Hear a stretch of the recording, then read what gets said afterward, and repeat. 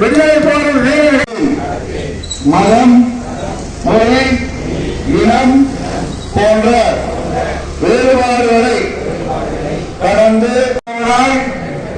இருப்பேன். அவர்களின் உன்னதமான குறிக்கோள்களையும் மதித்து போட்டி நடப்பேன். இந்தியாவின் வேளாண்மையை விழாவில் பங்கேற்கும் நான் இந்திய அரசியல் அமைப்பு சட்டத்தின்படி நடந்து அதன் குறிக்கோள்களையும் அரசியல் அமைப்பு சட்டத்தின் பல்வேறு அமைப்புகளையும் தேசிய கொடியையும் தேசிய கீதத்தையும் நான் மதிப்பேன்.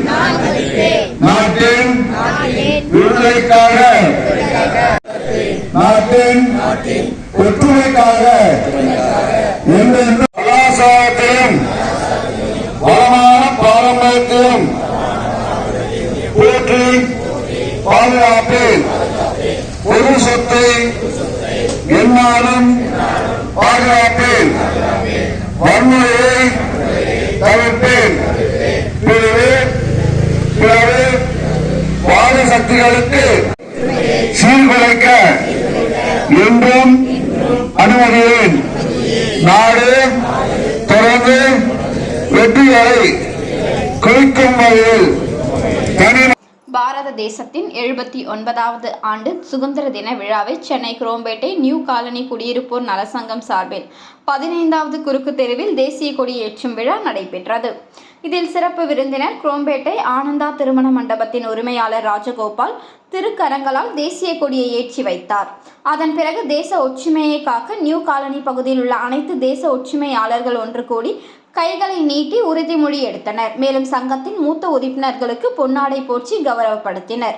மேலும் அப்பகுதியில் மின்சார வாரியத்தில் பணிபுரியும் ஃபார்மன் ஜெயவேல், ஒயர்மேன் வாசுதேவன் மற்றும் தாம்பரம் மாநகராட்சி 28வது வார்டு துப்புரவு மேற்பார்வையாளர் சங்கீதா போன்றவர்களின் பணிகளை பாராட்டி பொன்னாடை போற்றி கௌரவப்படுத்தினார்.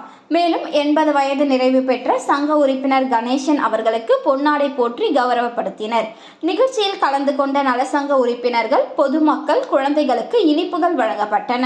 நிகழ்ச்சியில் சங்க தலைவர் பில்வநாதன் அவர்கள் தேச உறுதிமொழியை நடத்தினார். செயலாளர் தேவராஜன் அவர்கள் வரவேற்புரை ஆற்றினர். ரங்கநாதன் நன்றி உரை கூறினார்.